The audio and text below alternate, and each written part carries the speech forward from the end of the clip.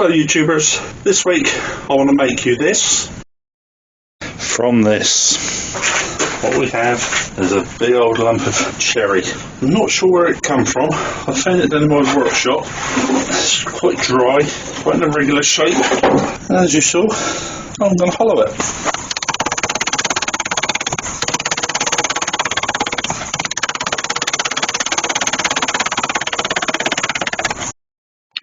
I guess there are two main ways of working with wood when you're turning it. You can either work with logs like this in the raw form, I suppose, or you can go down to the timber merchants and you can buy wood that's already cut and kiln dried and shouldn't split on you, and it's already cut into circular shapes quite often. Problems with working on logs like this, it is so out of shape, it's out of balance, and this is the worst part of working with it. You can't turn the lathe speed up very high because it is so out of balance, and you've got so many irregular shapes that it really is quite difficult to get it down to any semblance of anything that's workable.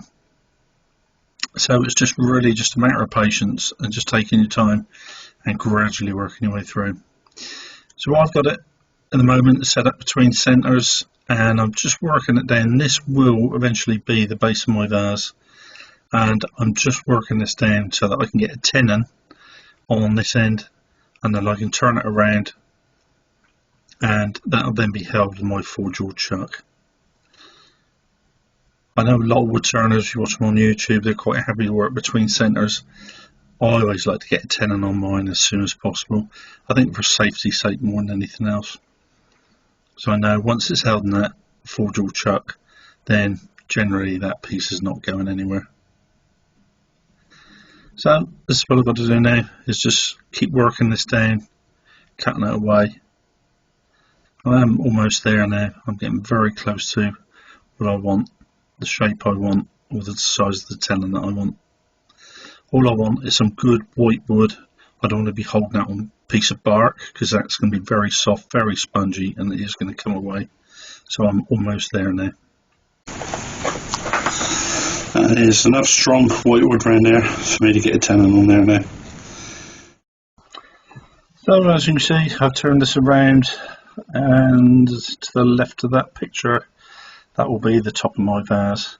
So all that's left for me to do now is to just go through with my spindle gauge and just take all this away, take all that wood away, and just get it down to somewhere near the finishing shape that I want. It's quite odd because at this moment in time I don't actually know what shape this is going to end up as, whereas you've seen it, which I always think is a bit bizarre.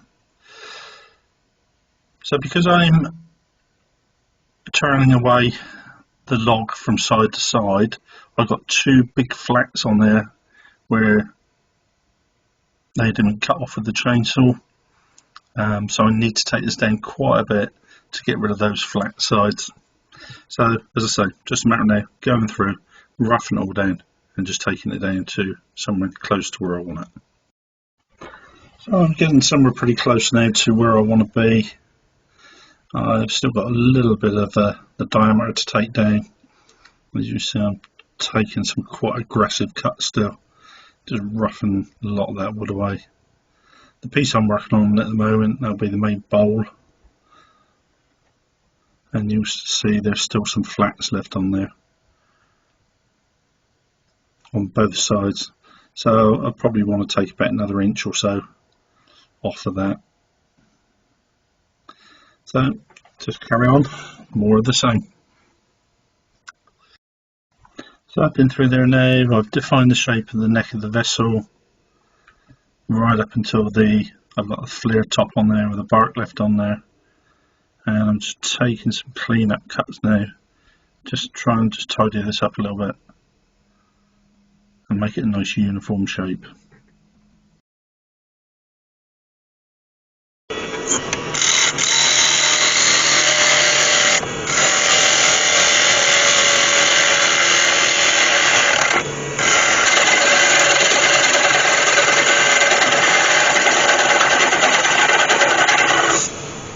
So I've left all that lovely cherry bark around the top, so that's quite nice. So when I hollow that, I want to leave quite a bit of that on there. So to do that, what I'm going to do, I'm just going to go around there with a little bit of CA glue around where the bark joins the main wood. So I'm all set up now to hollow this vessel. This is my Hope hollowing arm that I use. Very good bit of kit, very well built, very strong, very sturdy. As you see, I think I should probably pan back slightly, give you a better view of this. But there's an articulated arm that pivots round, and with those three articulated arms on there, you can get that tool into any position you want inside of that vase.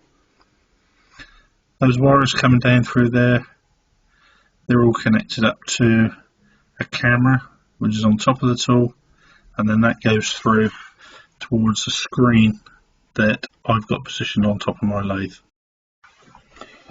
This is a picture of a 7-inch monitor, and I hope you can make that out.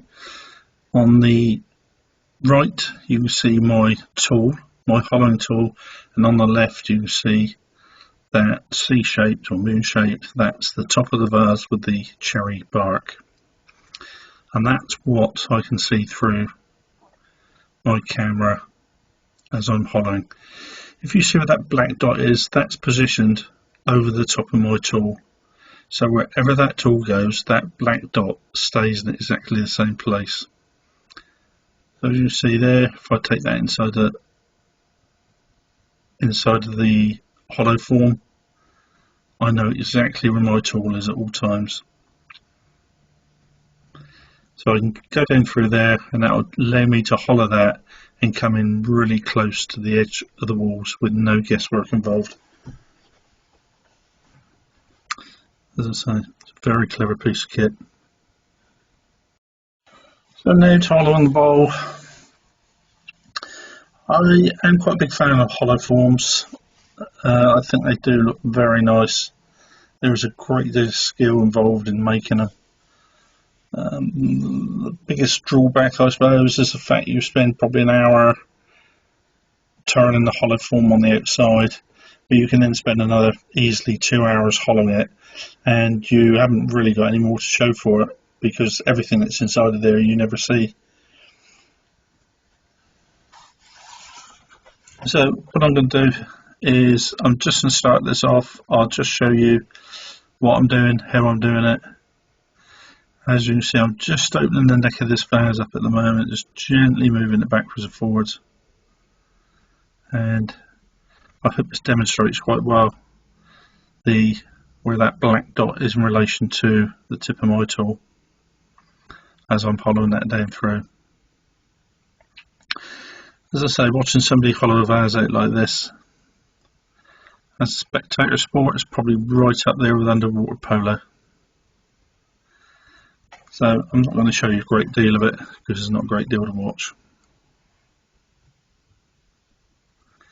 We can just see the beginnings of it and just give you some idea of what goes on. So I've changed the camera position around here. I've gone in from, instead of overhead, I've gone in from the side. So you can just see some idea of what I'm doing. It's just on this first piece where I'm just opening the neck of the vase up and working my way down through. I have to say, on the front of that cutter, it is just a 6mm round cutter, and that hogs that wood out of there really, really quickly. It's incredible what that will do. So I'll just go through. I do find it actually works better if you just push it into the wood rather than trying to pull it back. I don't know if that's something that's just my own preference. Although now you can see me, I'm doing a pull cut there. But generally I find it much better cut if I push it into the wood as opposed to pulling it back out. So I'm just opening the neck up here, making like the funnel on the top of the vase.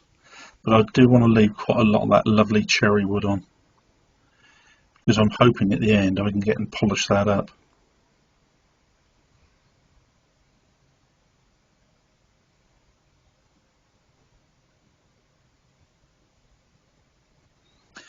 was slightly worried about doing this because that wood is really soft around there. It's really sporting, it really is quite punky, quite soft. There was 2 or 3 places I had to go through and poured a load of CA glue on it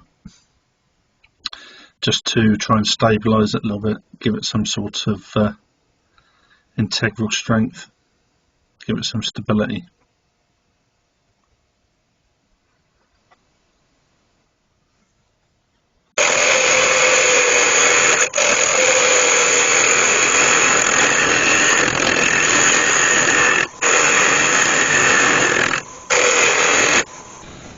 Keep going, just keep working backwards and forwards. Just gradually hollow it all out.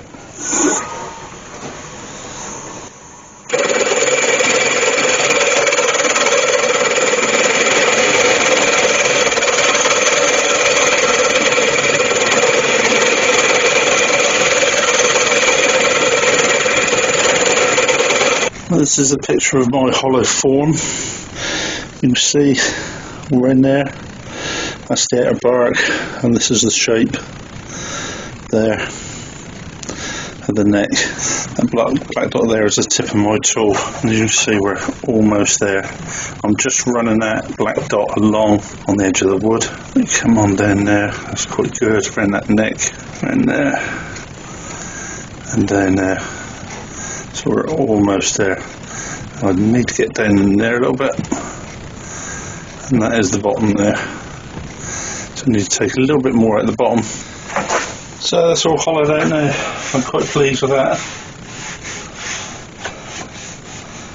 I can feel a tiny little ridge in there, so that will sand out. So what I've done, I've made up a series of sanding tools, because I would never put my hand in there to sand that out. So what I've got, this is one, and that's just a piece of Velcro on there. And that's a piece of hook and loop, 8mm sandpaper, or whatever in it. Just put that on there, and I'll put that inside a hollow, and I can sand away in there to my heart's content. I've also made up another one, which is just simple stick. What you've got to do is make sure when you wrap that on the end, make sure you wrap it anti-clockwise. Because you wrap it clockwise, it'll spin the same way, no, that way, and it'll just unravel. Whereas if you turn that anti-clockwise, I'll just keep it there. And then put the sand in there without any risk to your hands.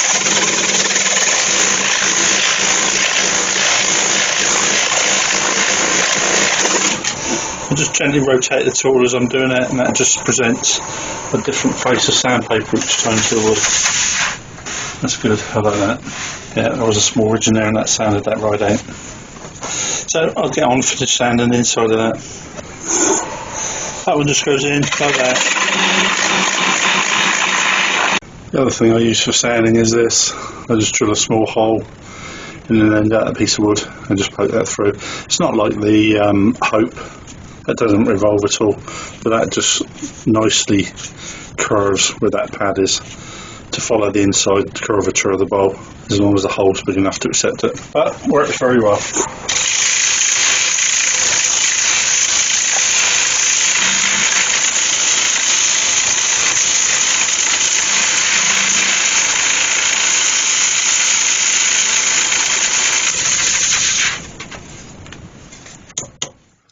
Oh, here we go, the piece that brings out the beautiful grain of the wood, and that is applying the sand and sealer, which really brings this wood to life. This wood was ever so dry. As you can see, I'm just pouring the sand and sealer on there and it's just soaking it up. Just after I finished this piece, I was watching a clip on YouTube, and there was a guy on there, and he always puts Danish oil on his before he puts sand and sealer on. I wish I'd known that, because the Danish oil would have soaked all that into that wood, and made it a lot easier to apply the sand and sealer. But even so, the sand and sealer is going on, and that wood is really sparkling. It does look beautiful. You can see on there where it would have been the centre pith of the cherry, and where it dried out it had badly cracked, and I did fill that with brass and super glue. It does look quite nice actually, especially after I polished it all up. Had this beautiful star shape on there. I thought it looked quite nice.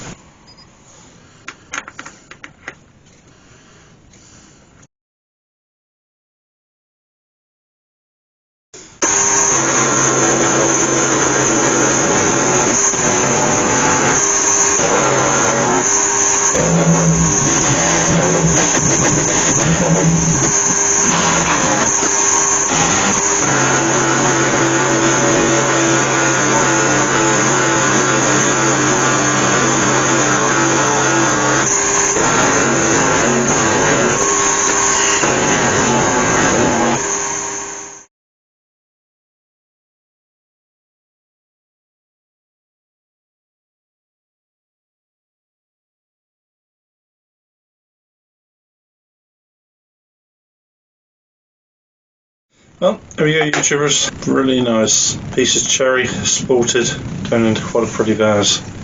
I have to say, I want to say I'm disappointed, but I'm not disappointed because that's such a lovely piece of wood. But it wasn't what I was expecting. I turned a cherry bowl just recently, and that was a beautiful dark brown, almost red colour come up. Gorgeous. And that was what I was expecting from this. So in that respect I was disappointed, but I wasn't, because it turned out to be quite an exceptionally nice piece of wood. I have to say it's right on the cusp of being too far gone. Very chippy, really difficult in place to get a finish on it. It just wanted to chip up all the time. Even when you put sandpaper on it, it was just sort of pulling little pieces out. It was almost like granules of sugar were coming out of it. But even so, it is very, very nice. Very tactile. I do like that. I've gone around, I've left the natural cherry bark on the top, and I've gone around with some finishing oil, and that soaked that up like a sponge. I might give that 2 or 3 more coats before I finish. But that shine of finishing oil on that cherry wood does bring that out really nice on that cherry bark. It does look very good. So all in all, very pleased with that project. Really nice. Nice to look at, nice to feel. Another good day in the workshop. Well, thank you all very much for watching. I've been Steve Howell as always. Goodbye.